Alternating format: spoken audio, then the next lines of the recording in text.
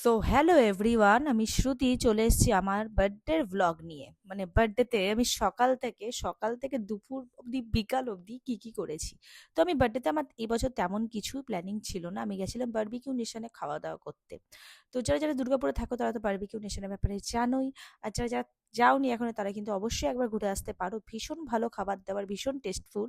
আর আমি প্রথমেই গিয়ে এখানে নিয়ে নিয়েছিলাম এই স্টার্টারগুলো, ওরা ওখান থেকে দেয় এগুলো। এখানে চিকেন পনির আর প্রনের আইটেম ছিল। আর এটা আনলিমিটেড ছিল, তোমরা যত খুশি খেতে পারো।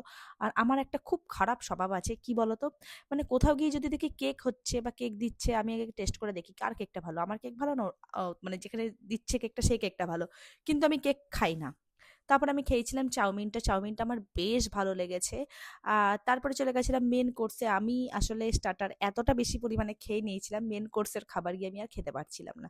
এটা আমার প্রত্যেকবার হয়, বিয়ে বাড়িতে গেলে সেম কেস হয়। আর তার সঙ্গে এখানে মাটন দিয়েছিল, মাটন মানে এখানে যা যা খাবার দেখছো এগুলো সমস্ত কিছুই আনলিমিটেড। যেই মাটনটা দিয়েছিল সেটা ভীষণ ভীষণ টেস্টফুল ছিল, তার সঙ্গে ছিল অনেক রকম ভালো ভালো কেক, আইসক্রিম। প্রায় ৪-৫ রকমের এখানে আইসক্রিম ছিল।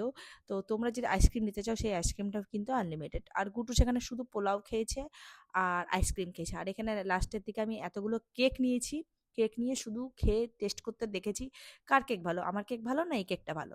তো প্রথমে আমি খেয়েছিলাম এই চকলেট কেকটা, যেটা খেয়ে আমার মুখটা দেখে তোমরা বুঝতেই পারবে যে কেকটা আমার একেবারেই ভালো লাগেনি।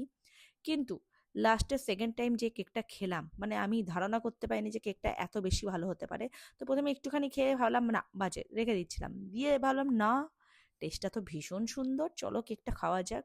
আর ভাবলাম মানে মানে মাথায় মনে মনে আইডিয়া করছিলাম কেকটা কি করে বানিয়েছে, ভাবলাম একবার ঘরে আমি ট্রাই করবো এই কেকটা কি করে হয়েছে।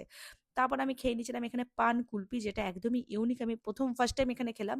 মানে বারবিকিউ নেশনেই আমি এটা খেয়েছি, এর আগে দুবার আমি বারবিকিউ নেশন গেছি, তো সেখানে খেয়েছি। তারপর চলো আমার কেক চলে এসছে, এবার কেক কাটিংটা একটু দেখে নাও। Lots of happiness to you. Happy birthday to you. Lots of happiness to you. Happy birthday to you. Lots of happiness to you. Happy birthday to you. Lots of happiness to